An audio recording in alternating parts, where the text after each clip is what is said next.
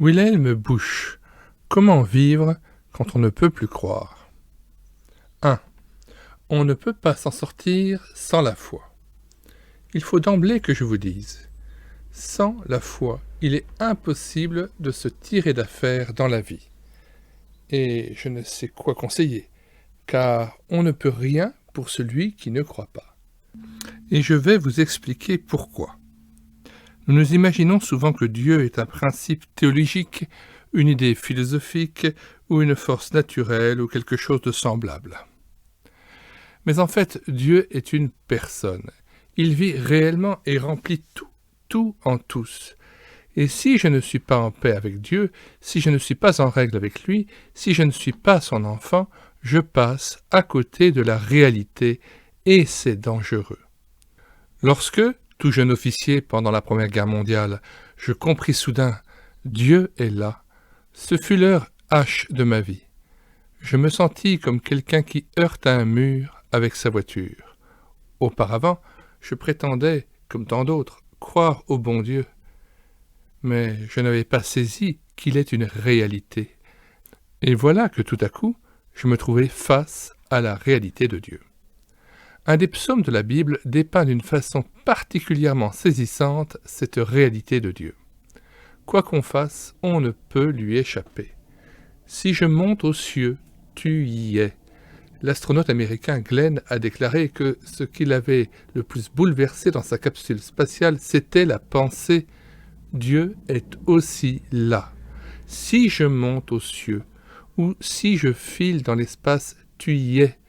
Si je m'enfouissais à plus de 1000 mètres de profondeur dans la galerie la plus basse d'une mine, je rencontrerais Dieu. » Le psalmiste va jusqu'à dire « Si je me couche au séjour des morts, t'y voilà. » Récemment, lorsque j'ai pris l'avion pour la Californie, ma femme m'a glissé dans la valise un billet sur lequel elle avait inscrit un verset de ce psaume.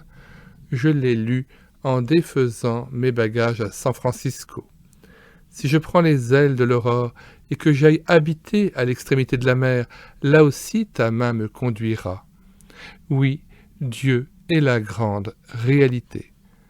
Et parce qu'il est la grande réalité, je ne peux le laisser de côté impunément.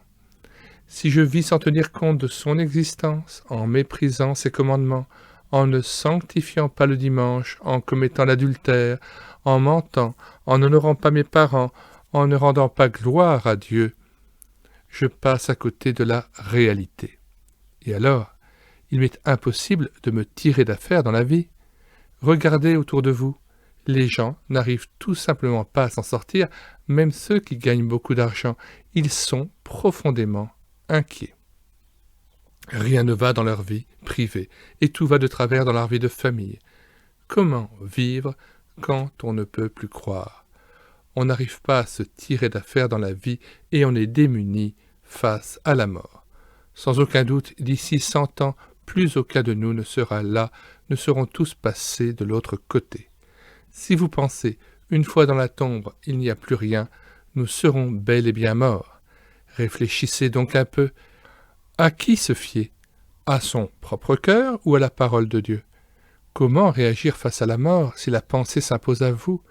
Je ne peux rien emporter de tout ce que j'ai amassé. On a construit une petite maison. Pas moi, mais vous peut-être. Moi, j'ai ma belle bibliothèque. Mais de tout ce qui m'est cher, je ne peux rien emporter. Et de tous ceux qui me sont chers, je ne peux emmener personne. Il n'est qu'une chose que l'on emporte avec soi dans l'éternité, c'est sa culpabilité devant Dieu. Imaginez-vous un instant sur votre lit de mort. Soudain la pensée vous vient, il va falloir tout laisser, tout sauf les transgressions et les péchés commis depuis ma jeunesse. Et mes fautes me suivront jusqu'en la présence du Dieu saint et juste. Comment vous en sortir devant le tribunal de Dieu sans la foi en celui qui justifie l'impie? Ne l'oubliez pas, il vous faudra un jour comparaître devant lui. Le Seigneur Jésus, qui est pourtant si miséricordieux, a dit un jour « Ne craignez pas ceux qui tuent le corps. Pourtant, ces gens-là me feraient peur. Mais il dit d'eux, c'est du menu fretin. Ne les craignez pas. Je vous montrerai qui vous devez craindre. Craignez celui qui a le pouvoir de jeter dans la géhenne. Et comme s'il en avait des frissons dans le dos, Jésus répète « Oui, je vous le dis, c'est lui que vous devez craindre. » Fin de la lecture de cet extrait de cette petite lettre EBV, parue il y a maintenant fort longtemps, une quarantaine d'années. Nous vous invitons à la télécharger sur médiathèquechrétienne.fr et à la lire. Elle est assez courte, elle fait en tout 27 pages, j'en ai lu 2 pages et demie. J'en profite pour faire un appel à mes auditeurs.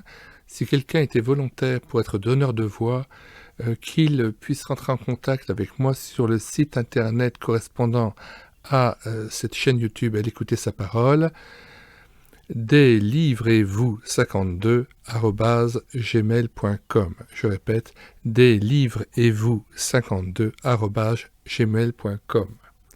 Donc en effet, j'ai besoin d'autres personnes pour pouvoir prendre en charge la lecture audio de livres chrétiens et aimerais pouvoir mettre beaucoup d'autres livres en ligne, notamment, pourquoi pas, l'intégralité de l'ouvrage de Wilhelm Busch, que je ne puis prendre en charge au niveau de la lecture pour des raisons de santé.